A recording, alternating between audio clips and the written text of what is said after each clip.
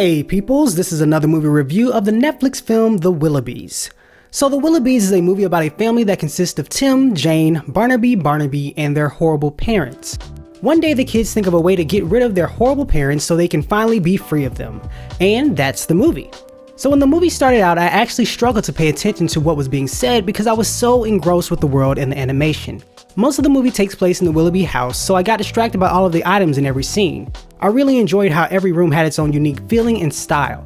I love the animation style, and it definitely took me longer than the runtime to get through the movie because I kept rewinding and pausing just to make sure I would catch everything in every scene. The movie is simply beautiful and just candy for my eyes.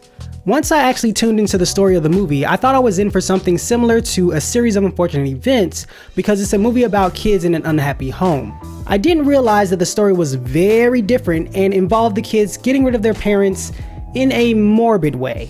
But I'll talk about the death part more in a moment. The overall movie is very good. There's adventure, excitement, danger, great messages, and good themes throughout. You can guess what the ending will be, but the movie takes a few detours to try and throw you off the scent, and I appreciated the effort. During my second viewing, I realized that the movie doesn't feel like it has a typical movie arc. It felt like I was watching short stories combined into one giant movie. So if you break it up into sections, the movie tells you a story about their horrible parents, and then that story goes away and then comes back for a while. Then the movie tells you a story about an orphan, then we get a story about a nanny, then we get a story about the kids trying to save their house, and so on.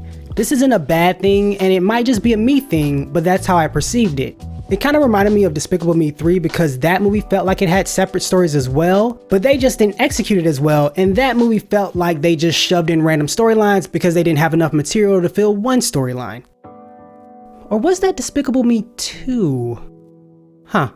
But anyway, back to the death part I spoke of earlier. This movie's body count is on some John Wick Man of Steel level. People are dying left and right. There's a hilarious car gag throughout the movie, and I know a few people had to die during those, or at least a lot of them are in the hospital. This movie doesn't shy away from death. It uses it as a comedy feature and it works perfectly. It's not scary or bloody or anything like that. It just fits perfectly within the movie. They really did a fantastic job with the writing. Yes, there are jokes, funny parts, and cute moments, but it's more than that. This movie has a certain flow to it. It's the way the characters move and interact with objects. It reminded me of a dance. Also, the movie does a good job of setting the pace early and it sticks to it. Therefore, you never get bored. Other than the writing, my favorite part was the characters.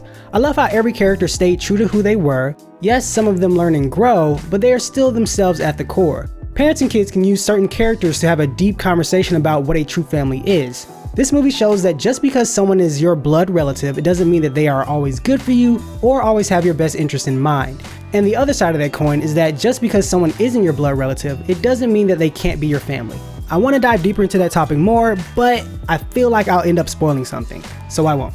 I really don't have anything negative to say about this movie. If I had to nitpick anything, it would be that I didn't understand the rules with the narration. The cat is the narrator, but sometimes his mouth would move and sometimes it wouldn't, even when he wasn't in sight of the children.